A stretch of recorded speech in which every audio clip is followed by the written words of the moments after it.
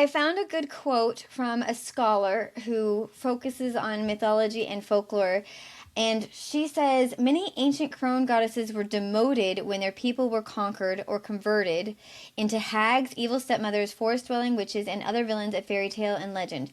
Thus, we often find crone goddesses appearing as evil or threatening figures, and the power she represents can still be threatening today to those who are uncomfortable with women of power. That's exactly what I'm reading right now, Vanessa. One of my notes is that we can see her as a leader, and how many men are intimidated by a female leader. Unfortunately, many.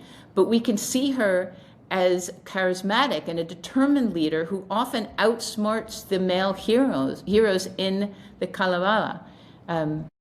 She's a force of nature, but feminine strength. And a lot of people see her as independent power, which also men are intimidated by. A lot of women are too, but she challenges that patriarchal norm, and she is the most powerful woman in Finnish mythology.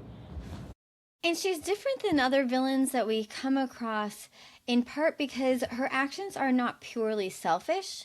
They are for the people of her land and her Yes. world. So she's not just acting out of greed, selfish greed. She is acting for in terms of what she believes is best for her people and her land and her realm. That's right. When we talk about the Sampo, she went to battle because the heroes, the men, the patriarchs were trying to use the Sampo to further their needs. And what she was trying to do was get it back because it wasn't good for her people. So what you're saying is, I absolutely agree with. She was not being selfish. She was being I wouldn't go so far as saying selfless, but she was being a leader.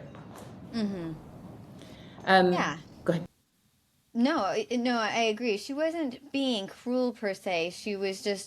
Um, she was just fighting for her own land. And I actually had to look this up because at one point I was like, but I can understand why she would be angry if they stole something from her. There is this element that we haven't really talked about when she has this contract. She fulfills the contract, but she doesn't really create a reciprocity. She doesn't create a relationship with the people of her contract. So she marries off her daughter in the contract, I believe to the blacksmith. I think that is part of the deal. He creates the Sampo, and she marries off her daughter to the blacksmith. Right. But at one point she tries to back out of it.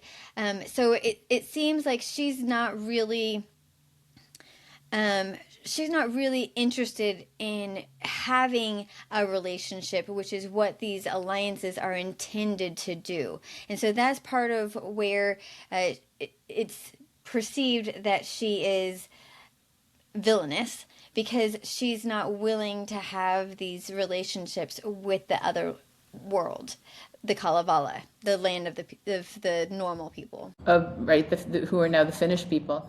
Yeah, again, it's she made a pact with the blacksmith, and then the other heroes got involved and took advantage of the contract, and so she backpedaled, but for very good reason. One of the things we can see is that when she took the Sampo back. Let's go to the sun and the moon. When she stole the sun and the moon, who's it? The Vainomen, the bard was actually the one who had the beard that was burned and his hands were burned. Was it him, or Yeah. was it the blacksmith? It was the bard.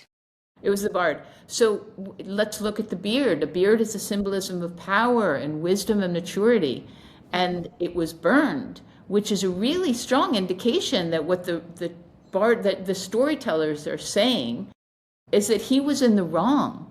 His wisdom was obliterated. He was wrong in trying to get the Sampo back. And it's a shift in ancient divine authority. So again, she is the instigator of spiritual transformation. And we see right here with his burnt hand and his burnt beard that she was changing the dynamic. She was changing the paradigm. I love that.